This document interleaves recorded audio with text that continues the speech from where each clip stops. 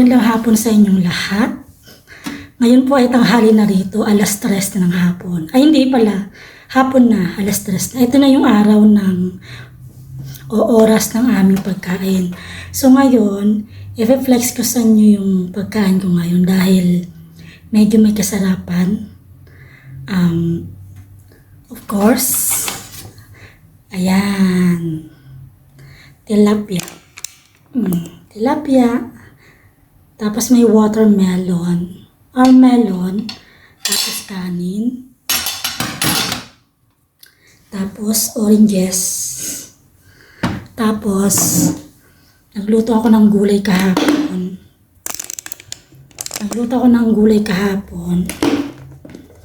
Ito siya. Hindi pa naman sira. Pwede pa. Ayan. Ano siya?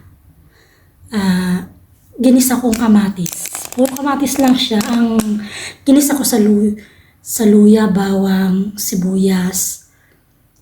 Maraming kamatis. Tapos, medyo konting gabi para medyo malapot-lapot siya. Masarap siya. Ngayon, tamang-tama, bumili yung amo ko ng fish. So, perfect combination. So, tara, let's eat. Yan. Of course,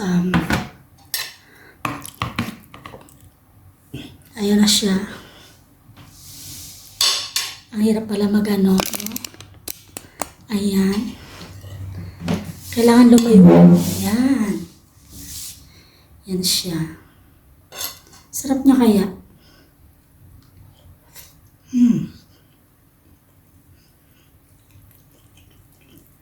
Alam niyo ba yung tilapia na to? Malaki to. Hinati ko lang kasi hindi ko siya maubos yung isang buo. Sila kasi dito pag nagkumain ng isda, walang kanin. Yung ano lang, pinapapakla nila isda tapos haluan lang. Or ipiprito lang tapos meron silang mga fresh salad. Yun lang.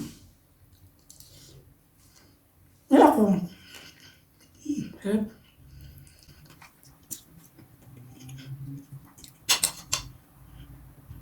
Ayaw ko ng isda lang. Gusto ko may kanin talaga at saka gulay. Magkakape pa pala ako.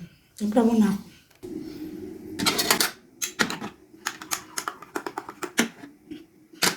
So, ayan yung kape ko. So,